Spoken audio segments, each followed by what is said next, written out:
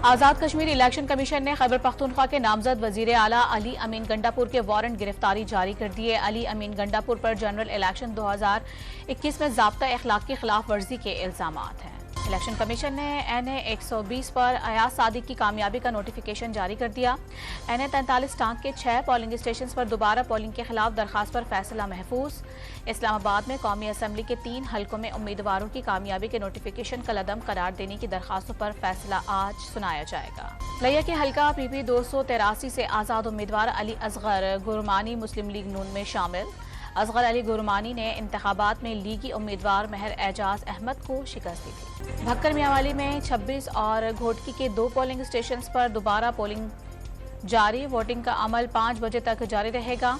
शहरियों की बड़ी तादाद हक राय दही का इस्तेमाल करने के लिए पहुंच गई। इन पोलिंग स्टेशन पर 8 फरवरी को हंगामा आरआई के बाइस पोलिंग मुअत्तल की गई। अमरीका का पाकिस्तान के इंतखाबात पर लगने वाले इल्जामात की तहकीकात का मुतालिबा।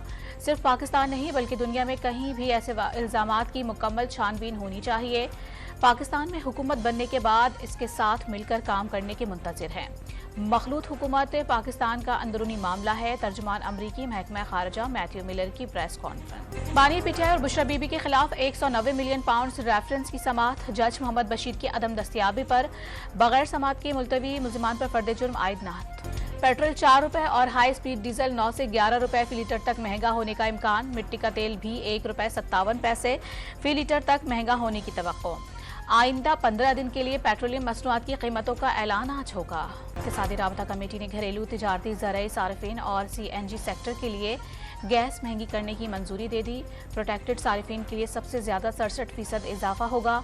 इत्तला की 1 फरवरी से होगा। 1400 cc गाड़ियों पर सेल्स टैक्स 25% कर दिया गया। और इंटरबैंक मार्केट में $20 पैसे सस्ता $279.20 का हो गया।